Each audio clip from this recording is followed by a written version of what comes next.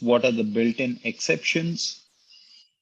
And then we discussed about exception handling, file handling, lambda functions, handling the missing values, so on and so forth. And now we are getting into a different discussion altogether. When I say x equal to 10, we are creating an object called x, and we are storing a value called 10 into this object. This is exactly what we are trying to do. And when you say print x, or when you simply call x, if that happens to be the last line, it would give you the results. For the last line anyways would get printed. So you need not exclusively use the print statement. Even without that, it works. We already understood that. Now we have a class, and we are creating a class called bike. The advantage of using a class is that within a class, you can have multiple objects. And here are the multiple objects. So what we are doing is we are defining a function underscore underscore init underscore underscore. This is used to initialize. Okay, this is used to actually initialize, right?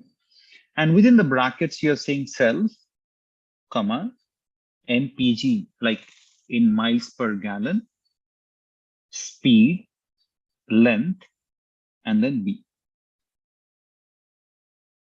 Okay, and self.mpg is equal to mpg, self.speed is speed, self.length is length, self.b is equal to b. You have all these values. Then you're defining here get underscore mpg as a function. You're giving a function name of self. And then you're saying print self.mpg. So that would print the mileage. Whatever values you're initializing in this class, from that mileage would get printed. If you call this function, what is a class? Class is a collection of multiple objects. In short, it has multiple functions. So you have another function called area.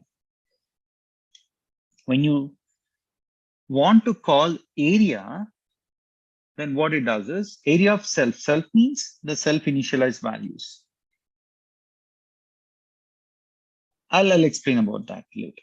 Right? So what should this return? This should return length into breadth. And for breadth, we have just mentioned b. Okay, you can also see that.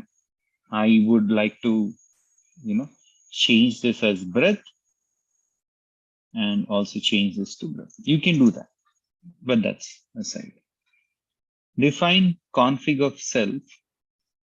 Here you're saying, I want to print these. That means when you just call this config, it's going to print out just these values. Then you also have speed.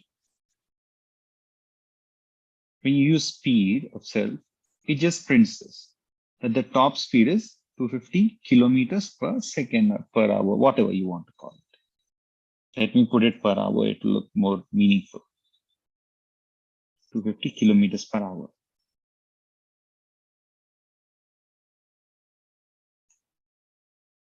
I put it in lowercase. Now let me run this. After doing this, after creating a class, you need to initialize the values. Self is just meant to be initializing these values.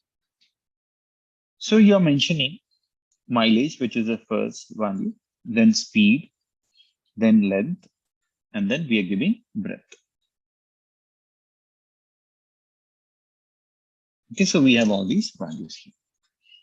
Then using assignment operator, we are assigning it to an object called comp1.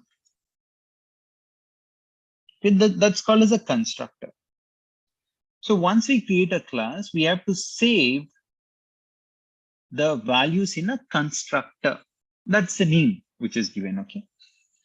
Now that the values are stored in this, when you say comp1.area, it would go to area of self. Okay, self is just meant to, make a note of all these values. That's it. When you say comp1, you're storing the values in that dot area. What should the area do? It has to go to length, multiply it with breadth. Length is this, breadth is this. These are the 4 values, right? These are the 4 values. Forget about self. So it will go to length and breadth, 1 and 0.5. It is going to multiply 1 with 0.5. 1 into 0.5 is 0.5, and that is what gets printed. And last line, even without a print statement, it prints the values to your output. So here we have comp1.config. So you have config here, which is printing these values, 1000 cc, ABS.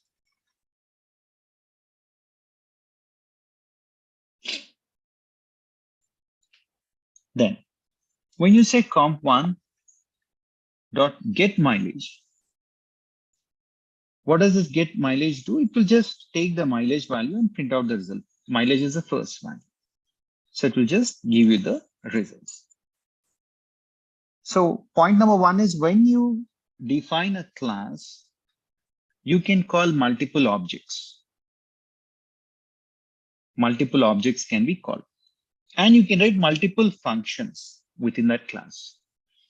But the only thing is you need to create a constructor, something called as a constructor, which will save the values for this specific class. So bike of these values, you need to initialize. From there on, you can use your own functions within that.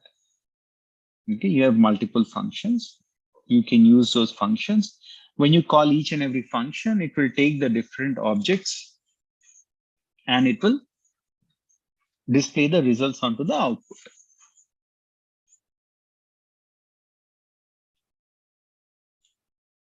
This is exactly what classes do. Next, we have something called as inheritance. Inheritance is like you inherit property, right, in some sense from your parents, etc. So that's the same kind of property that we have in object-oriented programming. Inheritance. You have single level inheritance, multi-level, multiple inheritance, etc. So let's talk about these. Suppose you're defining a class. Within a class, you can define multiple functions. Okay. And you're defining a function called product1 of self. Self is something that you need to mention. After that, whatever you mention would be different objects. If you only have self, then that means you don't want to provide any other additional input, right? And this should print this, print product name 1. And this should print this, print product name 2 in that way. So you are here calling name and you're just assigning A. Nothing is there in that. So you're saying A, you're not mentioning anything in this because it's just self. But here, when you call this class, you're giving all these values. Why are you giving all these values and not an empty, class? Because you have these, which you have initialized.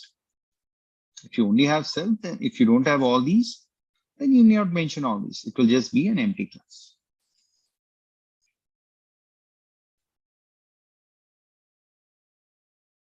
Okay, so You have an empty class. Okay. And then you're saving it in some constructor. It's called as constructor basically, or some object. Okay. Name underscore ID. When you say print the ID number, it is going to print and show you what is the ID within the RAM, within your memory, which location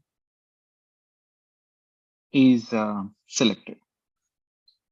Then when you say name dot product one, it will go to this, and what is supposed to be printed? This.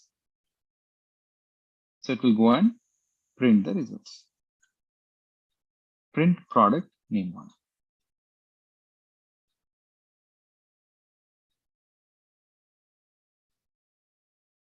Then you have inheritance, wherein you have A is superclass and B is subclass. A is a superclass. You're creating a subclass B. And what are you doing here? You're saying define, and you're defining two different products.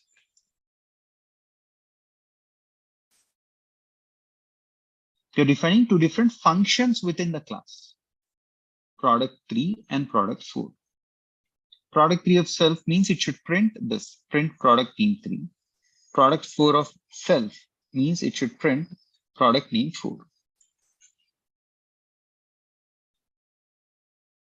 Then you have name underscore B equal to B. I mean, you're calling this class and you're storing it in a constructor. When you say print this, that would also give you a specific ID number. Every object that you create will get stored in memory in a specific location. What is the location in which it is stored is displayed here. Then when you say name B dot product 3, product 3, it will go here. That's the function that you're calling, and it will print out the results. But then if I say name B, which is calling class B, dot product 1. Product 1 function is in A. It is not in B. But then since you're taking B of A, all those which are in A will be inherited by B. All those in A will be inherited by B. So when you say name underscore B, it will go to B. Dot product 1, though product 1 is not part of class B, it is part of class A. And properties of A will be inherited into B. So you go here, it says print this. So you take that and print the results out.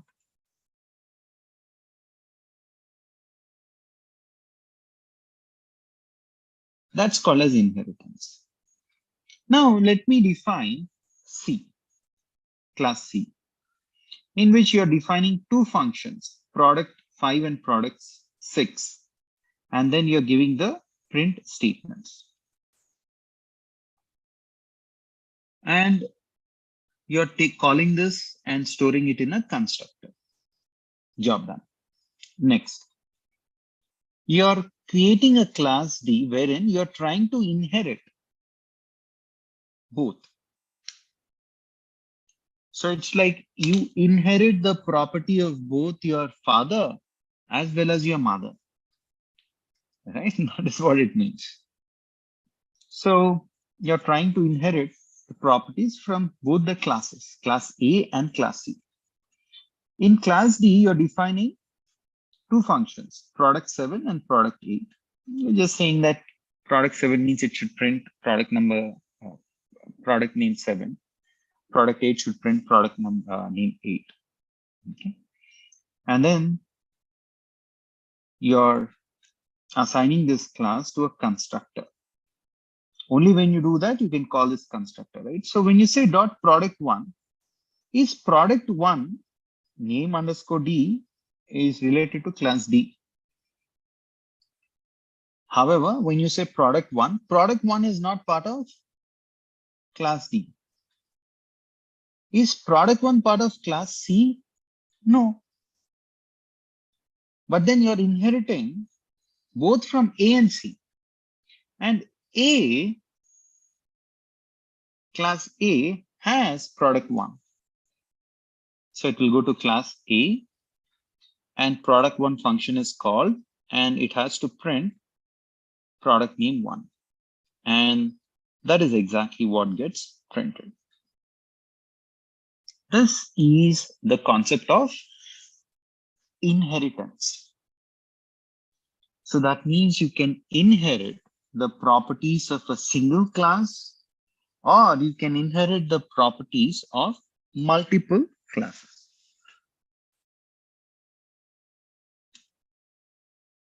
Okay. Now we have something called as polymorphism. Poly means many. Okay. Morphisms means it can exist in different forms.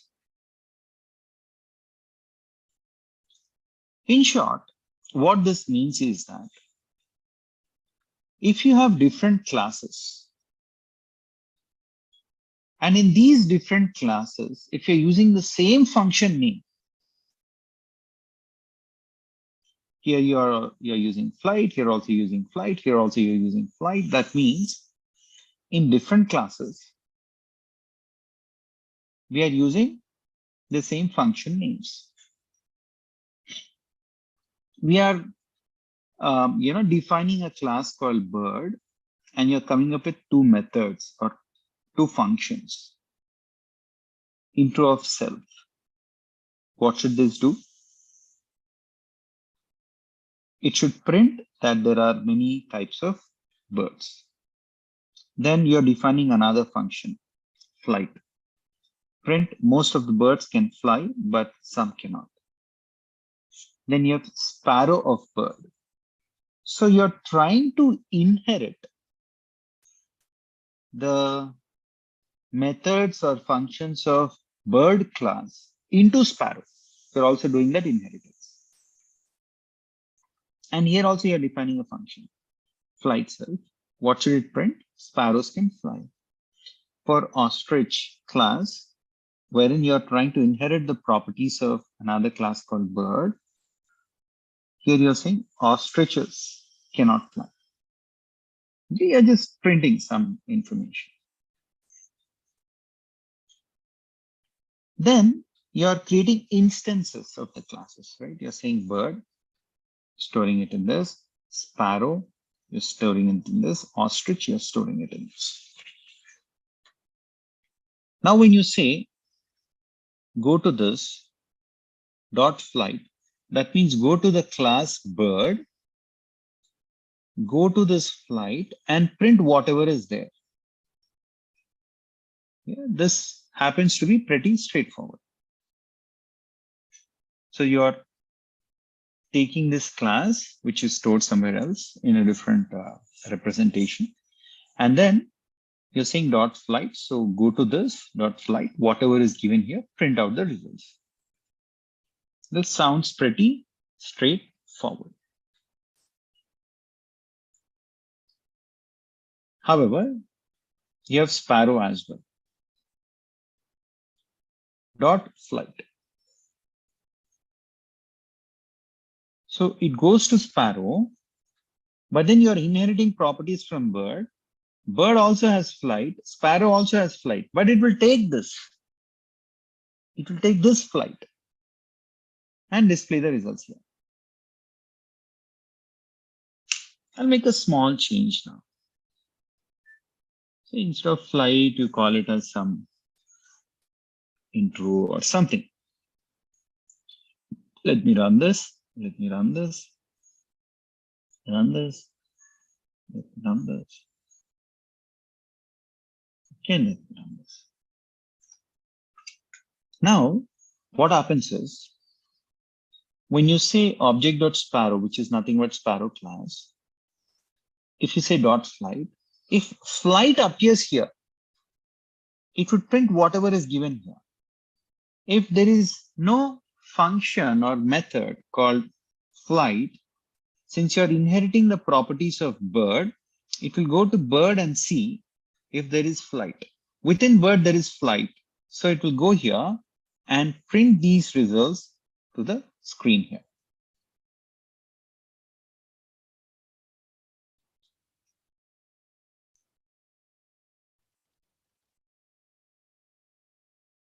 All right, next.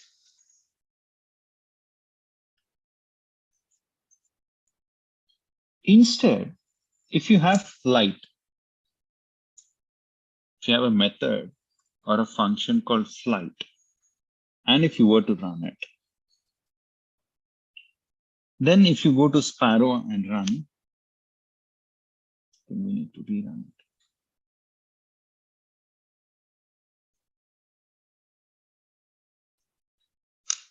Okay. Now what it does is, it will go to Sparrow dot flight. Do you have a flight here? Yes. Then it will directly go here and print the results. Sparrows can fly. If you go to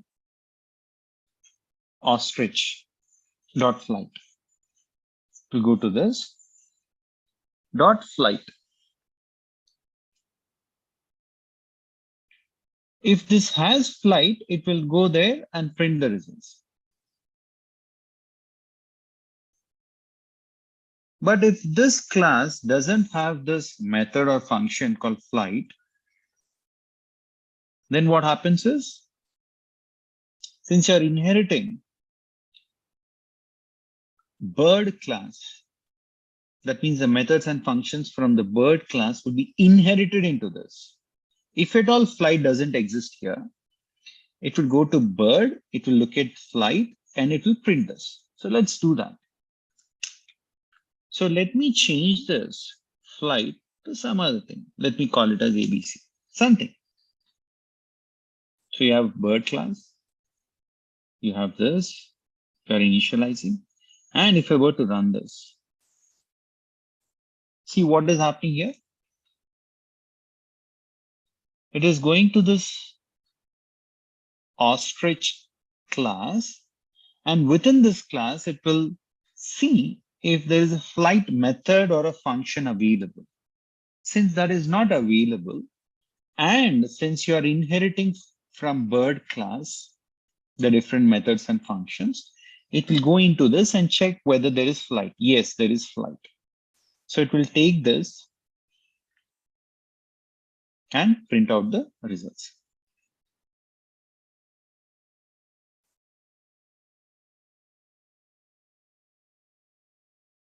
Okay. And then we have multi-threading.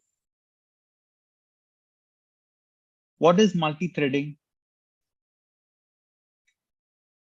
Multi-threading is useful when you want to do faster processing. When you want to perform faster processing, that is when this multi-threading comes into picture. Let us learn more and let us understand further. To understand multi-threading, we can use this particular library called Tame. It will help you a lot in terms of how much time is being spent, how much time is being consumed, okay, for each and every step that is being executed. And here you're defining two functions. Function one is calculate square. You're giving some name. You can give any name here as a function name, and you want some numbers. Then you're saying print calculate squared numbers. And then you're also having a for loop for any number. So whatever numbers you define, for each and every number of that, first you want to wait for 0.3 seconds, not even 1 second, less than 1 second, right? 0.3 seconds. And then you want to print square colon, and then the number, whatever number you have in this, multiply it with itself. That is called a square of the numbers. You're also defining another function. You're giving the name as calculate cube of numbers. And then you're saying print calculate cube of numbers. Then here you're writing another for loop for n in numbers. Here you're saying time.sleep of 0.1. So wait for 0.1 seconds is what you're saying. Then you're saying print cube. And you're saying multiply a number 3 times. That is cube. Now let's run this. We are just taking 4 numbers. We are storing it in ARR. Some object. You can give any name, ABC, AB, CD, XYZ, whatever you want, you can give. And then you're saying T equal to time.time. Go to this time library and pull the time and store it in this and print the time. What this specific function does is, especially when you have, say, Windows or Linux, etc., this specific function is going to give you the time in seconds.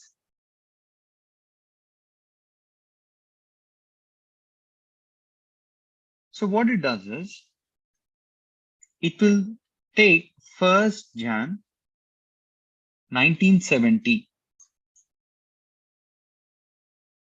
UTC time zone. Okay, it will take this time, and from that time until now, until your clock time here, that is 1858 1st August 2022, until then, it will calculate how many seconds were lapsed.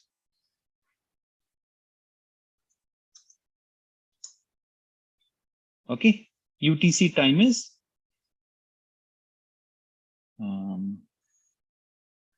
coordinated universal time. Okay, coordinated universal time. That's how you abbreviate this. Back to our discussion. If I just were to run this, let me run this. If I were to run this, and if I were to copy these values, put it in spreadsheet here. Okay, some numbers, okay. 60535. If I divide it by 60, I'll get these many minutes. I've done these calculations, okay. If you take this value, if you divide it by 60, you'll get it in minutes. So these many minutes lapsed since 1970 until now. Or to be precise, 1st Jan 1970 until now, these many minutes are lapsed. If you look at again, if you again divide it by 60, you will get it in hours. These many hours got lapsed. Again, if you divide it by 24, you get it in number of days. If you divide it by 365, you get number of years which are lapsed until now. Since 1970 to 2022, obviously you'll have 52 years. That's what it's mentioned. Okay. I mean, it just gives the data, that's it. I just wanted to tell you that it gives that data, nothing concrete as such.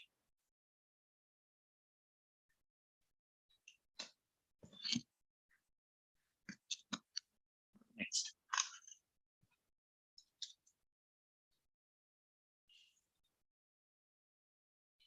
When you say calculate square, it will go to this specific function and it will take all the numbers, any numbers. So calculate square of this ARR. This ARR contains these numbers 2, 5, 7, 9. So for n in numbers, it will take first number for n in 2. Okay. What should it do? 2 into 2, which is 4. But before that, it has to wait for 0.3 seconds. Okay. Then it will again go to this for loop for any numbers. It will take the second number, 5. It will wait for 0.3 seconds and then go here, print square. 5 into 5 is 25.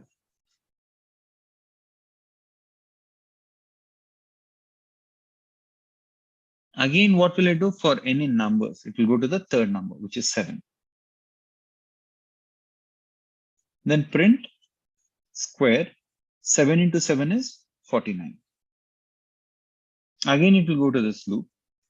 For any numbers, it will go to the next number.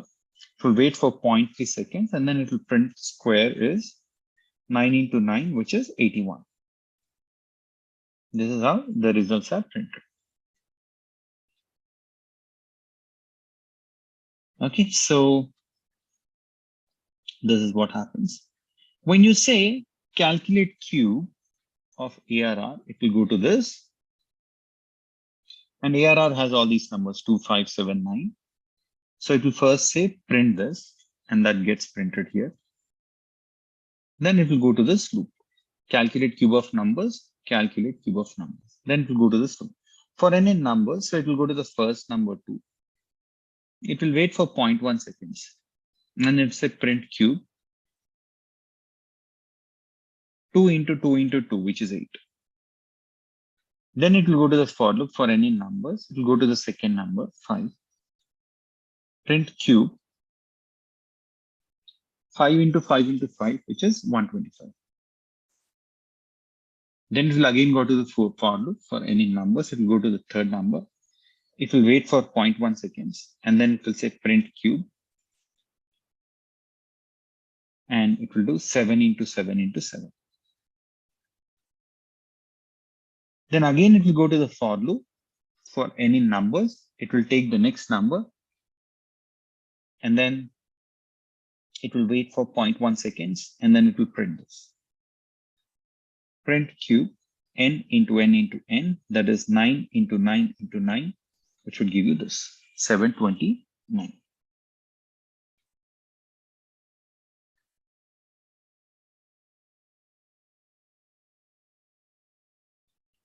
Okay, this is what happens.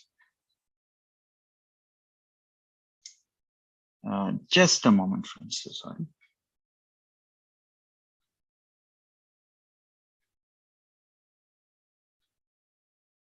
Just a minute.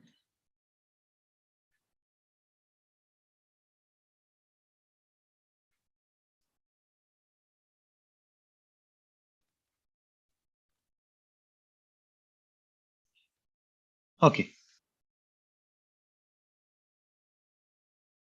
So sorry about that. Now, if I were to show you print done in gets printed, and you're taking the overall time minus the amount of time it has taken to execute now the piece of code, and it's saying that it is 29. So how many seconds did it take to complete both of these functions to execute is given here. And then the next line gets printed. So right since 1st Jan 1970, okay, until now, how many seconds were lapsed minus to execute these two, how many seconds did it take? So again, from 1st Jan 1970 until now.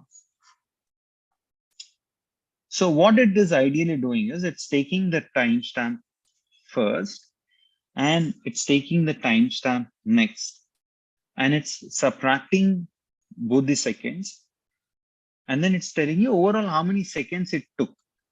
So you are, say, starting to run your code, this and this. And this would tell you what is the ending time. When you subtract these two, it will tell you how many seconds it has taken overall.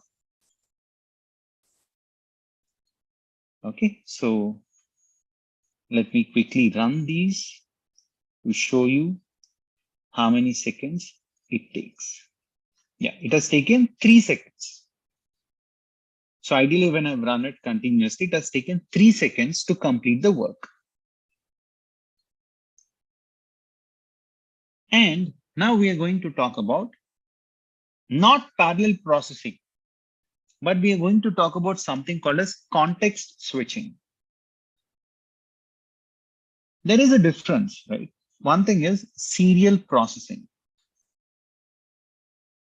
What do you mean by serial processing? You execute one line after another, one line after another. That's serial processing. For instance, if I were to run this, if you would have observed, I mean, of course, it's 0.3 seconds, so it's not giving you a lot of time to, wait. But this will get executed. And for the next line to get executed, it will wait for 0.3 seconds. Then after 0.3 seconds, this would get printed. After 0.3 seconds, this would get printed. On similar lines, you have 0.1 here. So if I were to run it, you quickly execute because 0.1, 0.1, 0.1, 0.1. It should not even take half a second. I can change this to 1. And then let's see if I were to run it. For each line to be executed, it's taking 1 second. Waiting for a second and printing the next line. Waiting for a second and printing the next line. But whereas if it's 0.1 seconds, you quickly see the results. Okay. And overall, it has taken 18.9 seconds because we waited a while for the process to complete. If I were to run it back to back, and then if I were to look at the difference, it took 7.21 seconds approximately. Okay. Now, in context switching, what happens, right? For that, we need to first understand serial processing. Serial processing means one line after another would get processed and the output can be seen on your output cell. When it comes to parallel processing,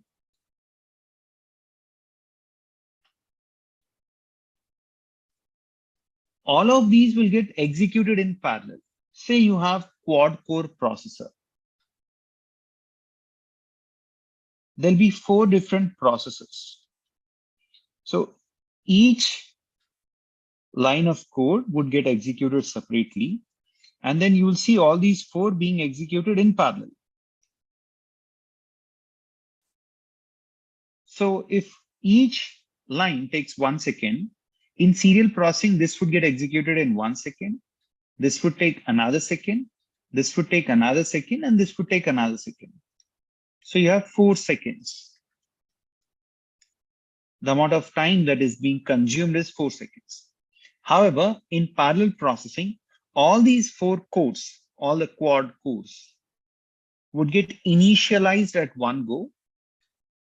And since all of these are running in parallel, within 1 second, all of these will get executed.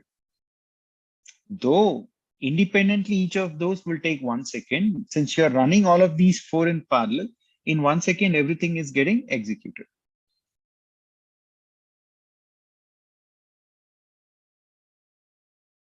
Okay, that's parallel processing. But here, what if you do not have parallel processes in place? That is when this context switching comes into picture. And what context switching does is,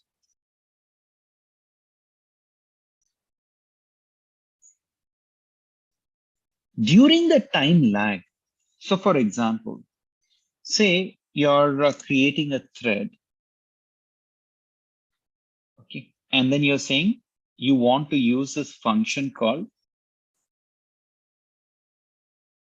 calculate square. Okay, you're saying calculate square. And then what are the arguments that you want to use? You want to use these, these 4 numbers. Okay, this is one thread. You're importing a library called threading, which helps you perform context switching. In that, you are mentioning what is your target function that you want to execute. And then you're also mentioning your arguments.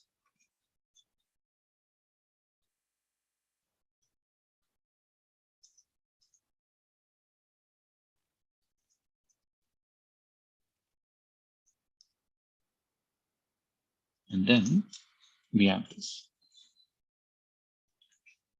which is threading.thread.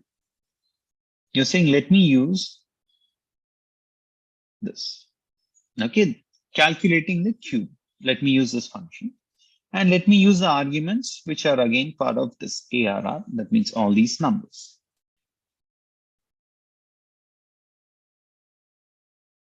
Now, when you say T, it will take the current time from 1st Jan 1970 until now.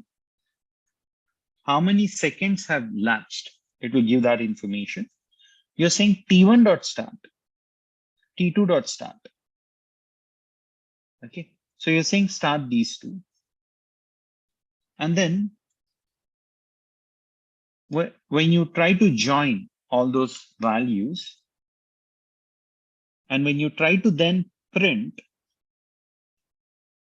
so when you say T1.start, it's going to start this. And T2.start will not wait for this to complete, because this has what? 1 second time lag. Within that time lag, let me use 0.3 for our better understanding. Okay. So here, during that 0.3 time lag, that means it will print a value onto the screen. And for the next value to be printed, it has to wait for 0.3 seconds. That wait time, during that wait time, it will execute the second thread, which is a cube function. By doing this, the execution will be faster. So let me run this and show you. Look at what has happened. It completed the work in 1.2 seconds as opposed to 7.29 seconds. Because here we are executing first square, and then we are executing cube, and then we are looking at how much time it has taken. But here, when it comes to threading, what are we doing?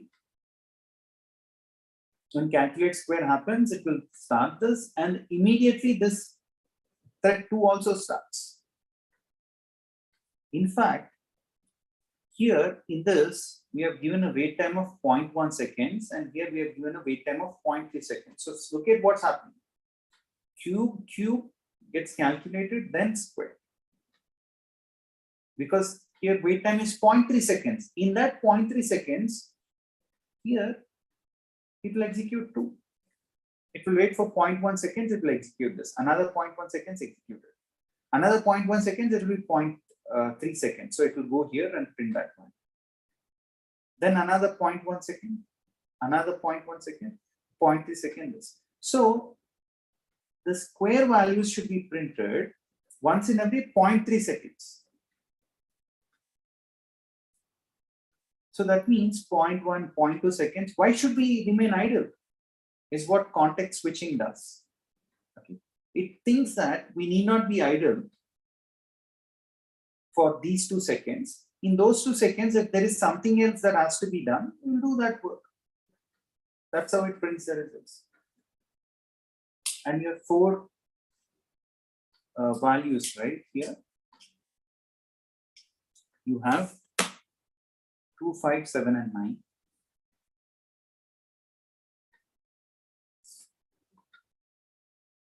So what it does is, it will take those values, 2, 5, 7, 9.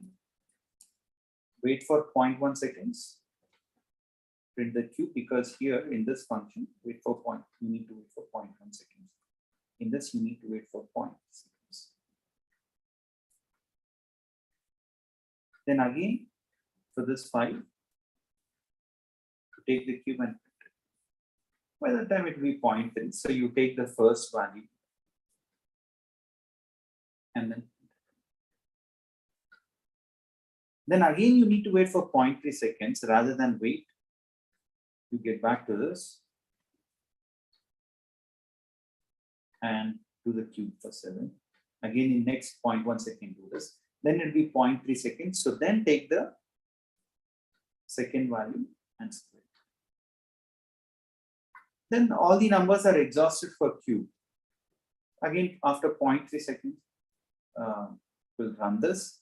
After again 0.3 seconds, it will run this. Ultimately, in 1.2 seconds, it's completing everything. And then you're printing the last.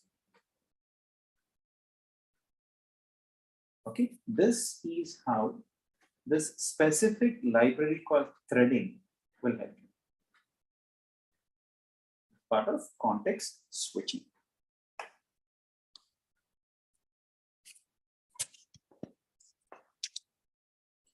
Okay, so now let's move on with the other function and understand.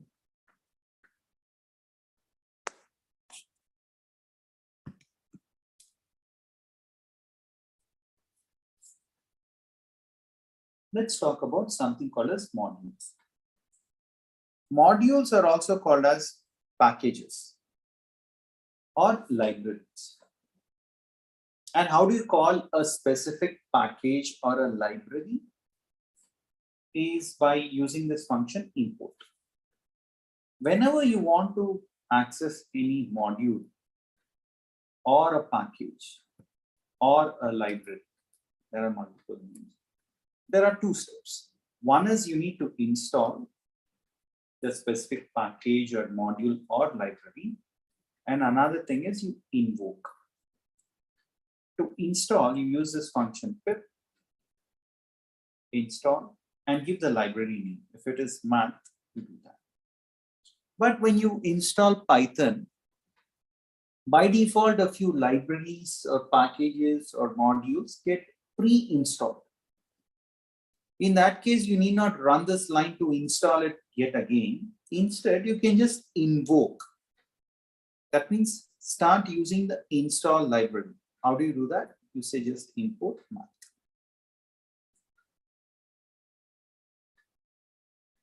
You just type import math, fair and stuff. Within this math module or package or library, there will be a lot of functions like square root of this, power of this.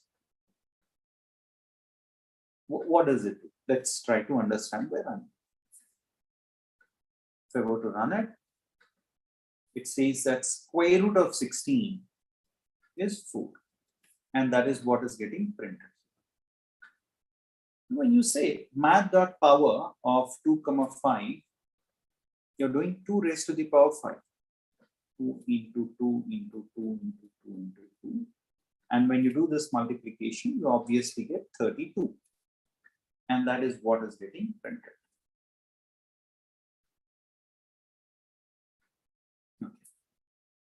If you say directory of math, you get to see a lot of functions which can be accomplished using this math module or package or library.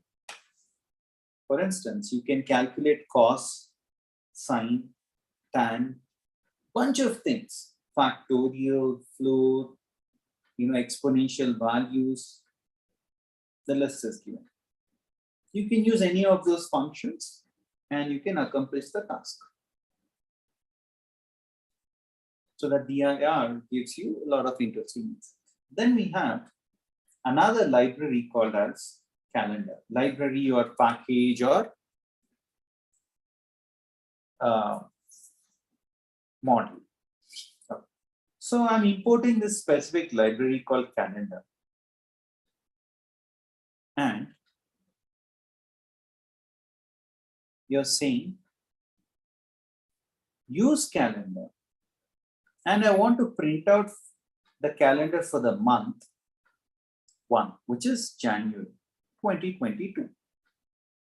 You're storing the results in this object or variable called cal. Objects and variable names can be anything. You can give any name of your choice, A, B, C, X, Y, Z, etc. Then when you say print, you find the results. And within this calendar, it's not just month, you'll have a lot of functions. If you want to know the various functions which are available within this package or library or module called calendar, you just do this.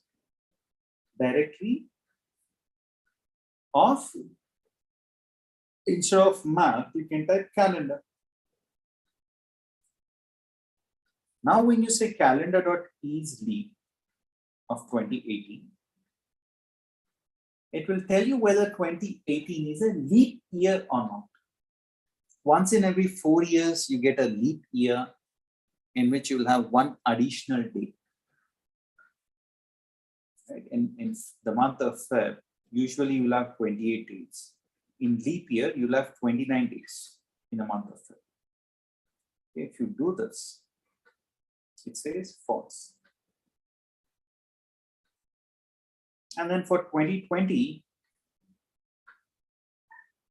it's a leap year. In the suits, 2020 for the second month. How many days do we have? We have 29. And then for one second.